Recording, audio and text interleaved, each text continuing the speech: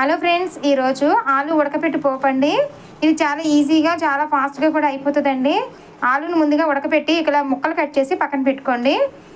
ఉల్లిపాయ అయితే తీసుకున్నానండి, కొంచెం కరివేపాకు, కొంచెం కొత్తిమీర అండి, 2 పచ్చిమిర్చి. ఇవి ఈ విధంగా పోపు వేసుకుని కొంచెం సేపు వేగనివ్వండి. ఇప్పుడు పోపు వేగుతుంది కదండి, ఇప్పుడు కట్ చేసి పెట్టుకున్నాం కదా ఉల్లిపాయలు వేసేసుకోండి. ఉల్లిపాయ పచ్చిమిర్చి కూడా వేసేసుకోండి, కలుపుకోండి. ఉల్లిపాయలు బాగా వేగాల్సిన అవసరం ఏం లేదండి. కొంచెం పసుపు వేసుకోండి, ఇదిగోండి తగినంత సాల్ట్ వేసేసుకోండి. ఉప్పు వేసిన తర్వాత ఒక 2 నిమిషాల పాటు మగ్గనివ్వండి. తర్వాత ఇదిగోండి మనం కట్ చేసి పెట్టుకున్నాం కదండి ఆలు, అది వేసేసుకోండి. కొంచెం అల్లం వెల్లుల్లి పేస్ట్ అండి, కొంచెం సేపు మగ్గనివ్వండి.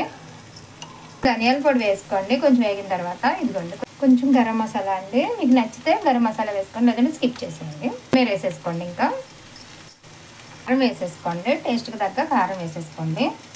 ఒకసారి కలిపేసుకోండి. ఇంక అంతే అండి, అయిపోయింది. స్టవ్ బంద్ చేసేసుకోవచ్చండి. ఇంకా ఇంతే అండి, ఎంతో టేస్టీగా ఉండే ఆలు ఉడకపెట్టి పోపండి. 10 నిమిషాల్లో అయిపోద్దండి ఆలు ఉడకపెట్టుకున్నారంటే. నచ్చితే లైక్ చేయండి, ప్లీజ్ సబ్స్క్రైబ్ చేయండి ఫ్రెండ్స్.